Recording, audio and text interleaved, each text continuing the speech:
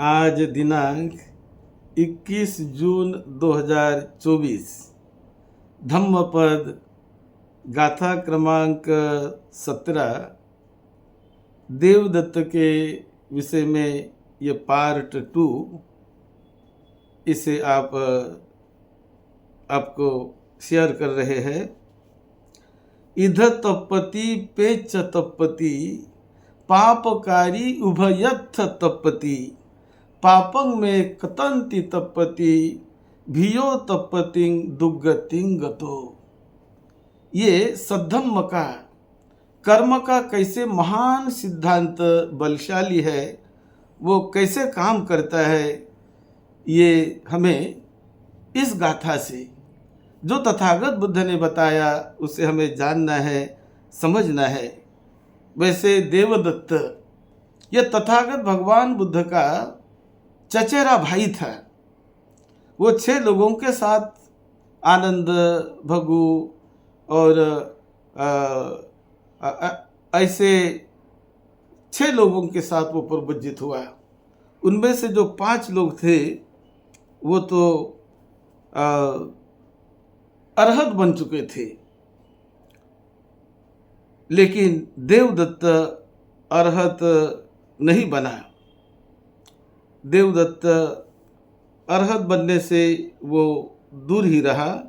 भगु थेरो च किमिल थेरो च अवर भागे विपस्सनं बढ़ित्वा अरहतं पापनिंसु देवदत्तो पोथुजनिको इद्धिपतो। यानी उनके साथ जो लोग आए थे उन्होंने विपश्यना का अभ्यास किया और उन्होंने अरहत पद को पा लिया था। लेकिन देवदत्त इन्होंने केवल रिद्धि सिद्धि को प्राप्त किया। रिद्धि सिद्धि का भी अपना बल होता है, लेकिन कर्म उनसे भी बलशाली होते हैं। कर्म के समय रिद्धि सिद्धि भी कुछ नहीं करती, वो काम में नहीं आती। ऐसा इस गाथा में जो तथागत बुद्ध के समय जो घटित हुआ है उसका ये वर्णन है। ये जो देवदत्त ने बहुत गलत काम किया था, या तो उन्होंने बुद्ध को मारने का प्रयास किया, बुद्ध पर नालागिरी हाथी छोड़ा, उन्होंने राजा बिंबिसार की हत्या करवाई। देवदत्त ने अजातशत्रु को बहकवाया, अधर्म के रास्ते पर ले गया अजातशत्रु को। लेकिन बाद में अजातशत्रु वो धम्म के रास्ते पर आ गए थे। लेकिन ये देवदत्त ने बुद्ध पर हाथी भी छोड़ा, मारने का भी प्रयास किया।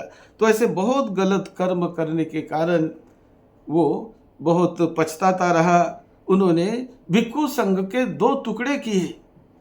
संघ को तोड़ना ये बहुत घोर अपराध माना जाता है, लेकिन ये देवदत्त ने किए थे। तो इसके कारण देवदत्त ने भिक्षु संघ को तोड़कर 500 भिक्षु को लेकर वो गया शीर्ष चला गया था, और वहाँ पर तथागत बुद्ध ने अरहत सारिपुत्र और अरहत मोगललायन उनके 2 प्रमुख शिष्यों को भेजकर, जिन्होंने 500 भिक्षुओं को वापस लाया। और वो वापस लाकर सारिपुत्र जब उन्हें वापस लाते हैं तो उनका बड़ा अच्छा विवरण यहाँ पर किया हुआ है कि सारिपुत्र जब आते हैं, आयस्मंतपन सारिपुत्र भिक्खु संघ परिवृत्तं आकाशेन आगच्छन्तं दिस्वा भिक्खु आहंसु भन्ते आयस्मा सारिपुत्रो गमन काले अत्त द्वितीयो गतो इदानी महापरिवारो आगच्छन्तो शोभतीति। बुद्ध को कहते हैं कि बनते जब सारिपुत्र दोनों तो अकेले गए थे, लेकिन आज 500 उस नए भिक्षुओं को जो बहक गए थे, मंद बुद्धि वाले थे, बहक गए थे, देवदत्त के साथ चले गए थे, तो उन्हें समझाकर, उन्हें ज्ञान अमृत का प्राशन करके, उन्हें फल को प्राप्त करवाकर आकाश मार्ग से वो उन्हें ले आए, वापस ले आए श्रावस्ती में, जेतवन में। तो ये दृश्य जब उन्होंने आकाश मार्ग से 500 लोगों को अरहत सारिपुत्र ला रहे हैं, अरहत मोगल्लायन ला रहे हैं, ये दृश्य बहुत ही शोभनीय था। उसका बड़ा अच्छा विवरण भिक्षु संघ ने किया और वो देखा है।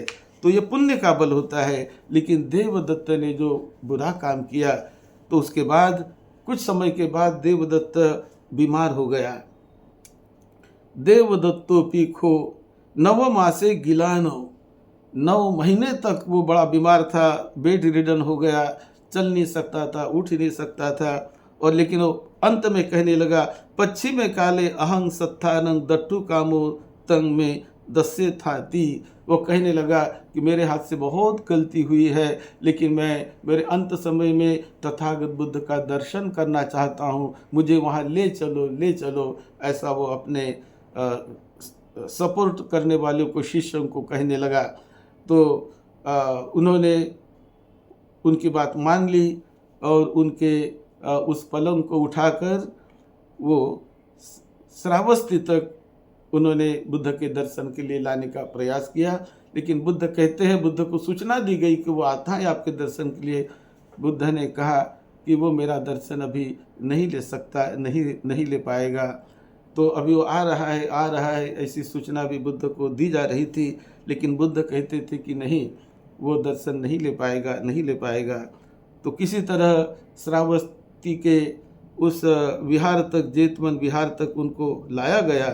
और वहाँ लाकर जब उनके पलंग को, उनके उस मंच को जिस पर उन्हें लाया गया था, वो मंच जब नीचे उतारा गया और मंच उतरने के बाद ये देवदत्त जमीन पर उतरता है, मंच से पैर टिकाता है जमीन को कि अब मैं जाकर बुद्ध से मिलूंगा। लेकिन जैसे वो जमीन पर उसने पैर टिकाए, जैसे वो खड़ा हो गया, वैसे वो जमीन में घुसते गया। जमीन फटी और धीरे धीरे घुसते वो पूरी तरह वहाँ से वहीं उनकी मृत्यु हो गई। और वो बड़े अविची ऐसे नरक में वो चला गया। और बुद्ध को पूछा गया कि ऐसा क्यों हुआ, कैसे हुआ? तो उन्होंने जो घोर अपराध किया था उसके कारण भिक्षु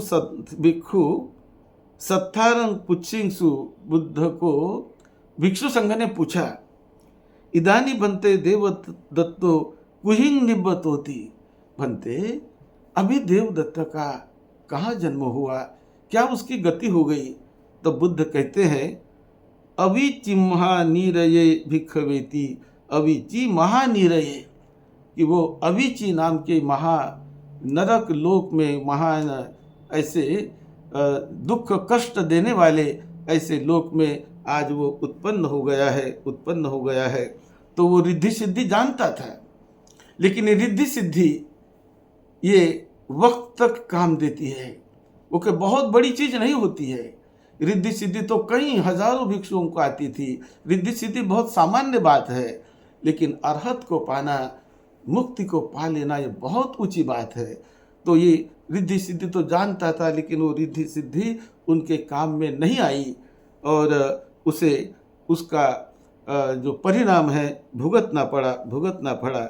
लेकिन बुद्ध ने फिर भी बताया कि देखो, उसने अंत समय में देवदत्त ने बुद्ध को मिलने की जो अपेक्षा की और जो दंडित होते हुए भी उन्होंने बुद्ध का स्मरण किया। इमे ही अट्टी ही तमग्ग पुग्गलो देवाति देव नर दम्म सारथी समंत चक्षु सत पुण्य लखनंग पाने ही बुद्धं शरणंग उपेमी।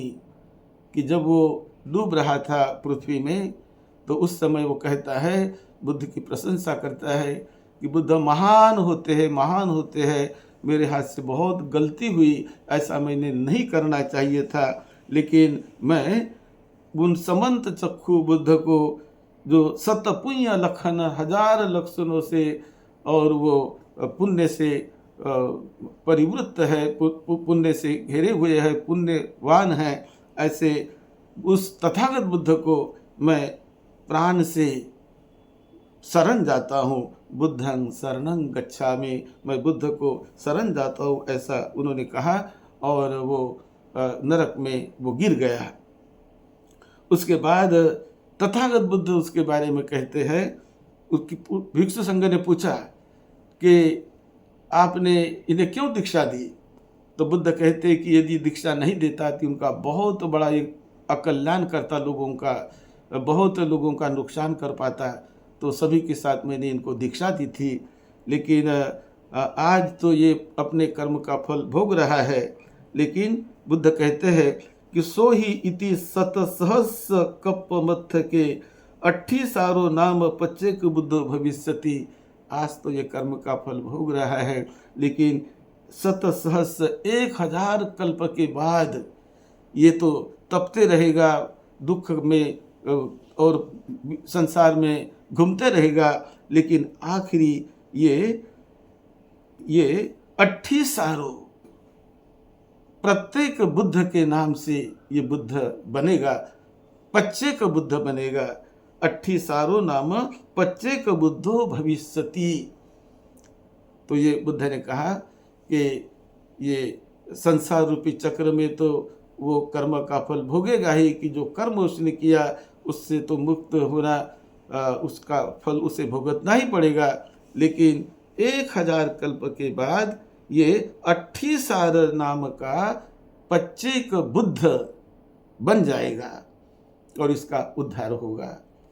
तो इस प्रकार इस गाथा से समझ में आता है कि ये जो कर्म जो होते हैं, बुरे कर्म, यहाँ भी परेशानी देते हैं, यहाँ भी दुख कष्ट देते हैं, भी जीवन में वर्तमान में भी दुख कष्ट देते हैं, भविष्य में भी दुख कष्ट देते हैं।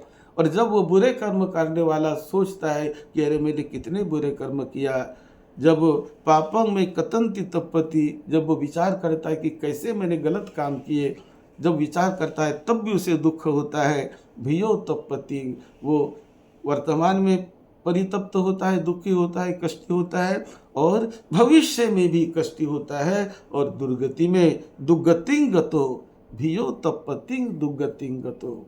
इसीलिए हमें बुद्धिमान प्रज्ञावान आदमियों ने हमेशा कुशल कर्म पुण्य कर्म करने का प्रयास करना चाहिए।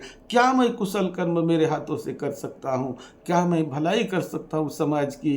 क्या मैं भलाई कर सकता हूँ लोगों की? क्या मैं लोगों को सुख शांति बांट सकता हूँ? क्या मैं दे सकता हूँ?